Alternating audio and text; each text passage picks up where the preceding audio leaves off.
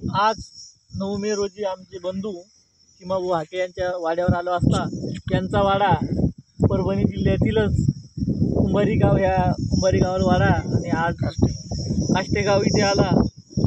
इतकं उन्हाची तडपधारा असतावेळेस आताची टायमिंग म्हणजे 9:30 वाजले। आता इतकं ऊन तपतंय की गावातील लोक घराच्या बाहेरही निघायला तयार नाही। कूलरची हवा ते हे आमच्या वहिनी साहेब उन्हातच स्वयंपाक चालू आहे।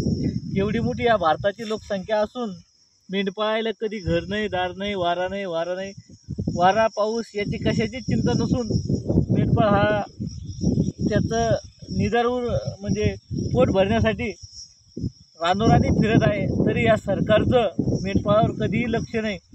कोणत्याच सरकारनं आतापर्यंत म्हणजे मला कळतंय, मी आता वयाच्या 30व्या वर्षी म्हणजे मला कळतं 10 वर्षापासून 20 लोकसभा झाल्या, म्हणजे 20 ट्रम 20 वर्षापासून राजकारण पाहतो, तर एकाही खासदारांना किंवा आमदारांना लोकसभेत नाव काढलं नाही की बाबा मेंढपाळ हा रानवारी हिंडतो, याला काही लागतं का, त्याचा काही विमा आहे का, सरकारी काही नियोजन आहे का, याच्यावर आजपर्यंत कोणत्याही आमदारांना किंवा खासदारांनी कोणताही विषय काढला नाही। लोकसभेतही नाही, विधानसभेतही नाही।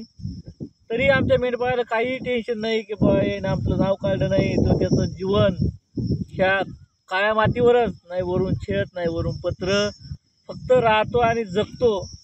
तरी माझी शासनाला अशी विनंती आहे की लवकरात लवकर आपल्या समाजाचं खासदार आमदार काय असतील त्यांनी तरी निदान समाजावर लक्ष घालून समाजाला कशाची कमतरता आहे आणि समाजाला काय पाहिजे मेंढपाळायला इकडं लक्ष द्यावं, अशी मी त्यांना विनंती करतो आणि थांबतो।